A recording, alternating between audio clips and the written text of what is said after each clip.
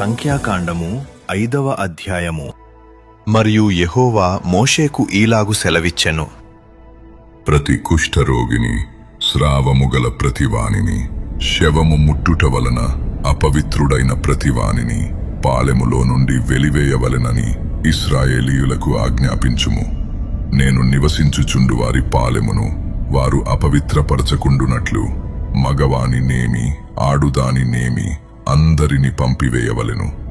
వారిని ఆ పాలెము వెలుపలికి వెళ్ళగొట్టవలెను. ఇశ్రాయేలీయులు అలాగు చేసిరి. పాళెము వెలుపలికి అట్టివారిని వెళ్ళగొట్టిరి. యెహోవా మోషేకు ఆజ్ఞాపించినట్లు ఇశ్రాయేలీయులు చేసిరి. మరియు యెహోవా మోషేకు ఈలాగు సెలవిచ్చెను. నీవు ఇశ్రాయేలీయులతో, పురుషుడు గాని స్త్రీ గాని యెహోవా మీద తిరుగబడి మనుష్యులు చేయు పాపములలో దేనినైనను చేసి అపరాధులగునప్పుడు వారు తాము చేసిన పాపమును ఒప్పుకొనవలెను. మరియు వారు తమ అపరాధము వలని నష్టమును సరిగా నిచ్చుకొని దానిలో 5వ వంతు దానితో కలిపి ఎవనికి విరోధముగా ఆ అపరాధము చేసిరో వానికిచ్చుకొనవలెను.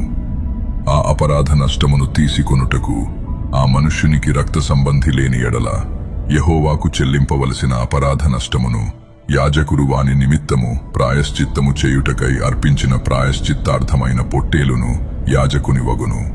ఇశ్రాయేలీయులు యాజకునికి తెచ్చు ప్రతిష్ఠితమైన వాటన్నిటిలో ప్రతిష్ఠింపబడిన ప్రతి వస్తువు యాజకుని వగును. ఎవడైనను ప్రతిష్ఠించినవి అతని వగును.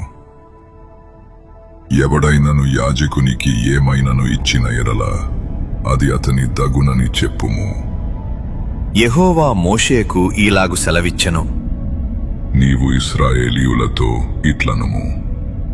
ఒకని భార్య త్రోవ తప్పి వానికి ద్రోహము చేసిన ఎడల, అనగా వేరొకడు ఆమెతో వీర్యస్ఖలనముగా శయనించిన ఎడల, ఆమె భర్తకు ఆ సంగతి తెలియబడక వాని కన్నులకు మరుగయ్యుండి ఆమె అపవిత్రపరచబడినదనుటకు సాక్ష్యము లేకపోయినను, ఆమె పట్టుబడకపోయినను, వాని మనస్సులో రోషము పుట్టి అపవిత్రపరచబడిన తన భార్య మీద కోపపడిన ఎడల, లేక వాని మనస్సులో రోషము పుట్టి అపవిత్రపరచబడని తన భార్య మీద కోపపడిన ఎడల, ఆ పురుషుడు యాజకుని యొద్దకు తన భార్యను తీసుకొని వచ్చి ఆమె విషయము తూమెడు యవల పిండిలో 10వ వంతును తేవలెను.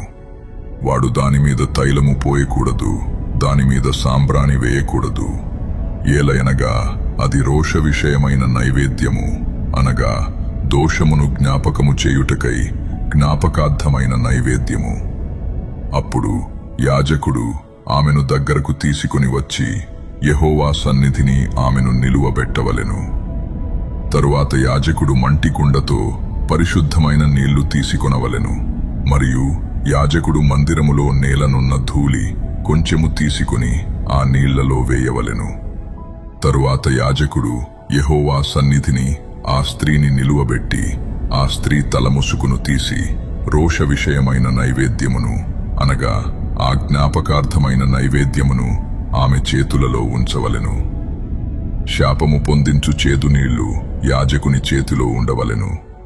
అప్పుడు యాజకుడు ఆ స్త్రీ చేత ప్రమాణము చేయించి ఆమెతో చెప్పవలసినదేమనగా, ఏ పురుషుడును నీతో శయనింపని ఎడలను నీవు నీ భర్తకు అధీనురాలవైనప్పుడు నీవు తప్పిపోయి అపవిత్రమైన కార్యము చేయకపోయిన ఎడలను శాపము కలుగచేయు ఈ చేదు నీళ్ల నుండి నిర్దోషివి కమ్ము.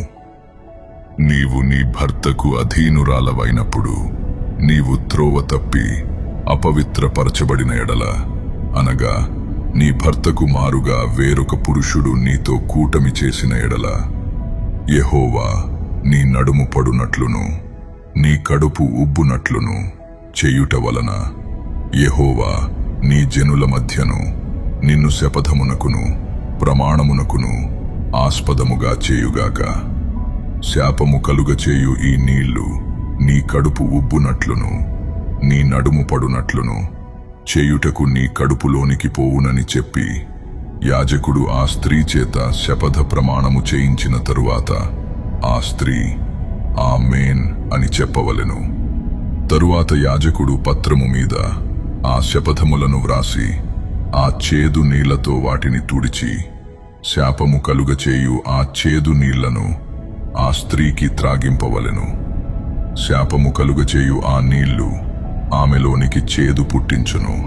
మరియు యాజకుడు ఆ స్త్రీ చేతి నుండి దోష విషయమైన ఆ నైవేద్యమును తీసుకొని యెహోవా సన్నిధిని ఆ నైవేద్యమును అల్లాడించి బలిపీఠము నొద్దకు దాని తేవలెను.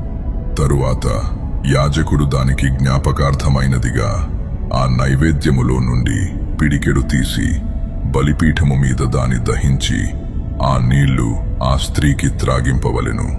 అతడు ఆమెకు ఆ నీళ్లు త్రాగించిన తరువాత జరుగునదేదనగా, ఆమె అపవిత్రపరపబడి తన భర్తకు ద్రోహము చేసిన ఎడల శాపము కలుగచేయు ఆ నీళ్లు చేదై ఆమెలోనికి చేరిన తరువాత ఆమె కడుపు ఉబ్బును, ఆమె నడుము పడిపోవును. ఆ స్త్రీ తన జనుల మధ్య శాపమున కాస్పదముగా నుండును. ఆ స్త్రీ అపవిత్రపరపబడక పవిత్రురాలయ్యుండిన ఎడల ఆమె నిర్దోషి అయి గర్భవతి యగునని చెప్పుము. లేక వానికి రోషము పుట్టి తన భార్య మీద కోపపడిన ఎడలనేమి, వాడు యెహోవా సన్నిధిని ఆ స్త్రీని నిలువబెట్టినప్పుడు యాజకుడు ఆమె ఎడల సమస్తము విధి చొప్పున చేయవలెను. అప్పుడు ఆ పురుషుడు నిర్దోషియగును, ఆ స్త్రీ తాను చేసిన దోషమును భరింపవలెను.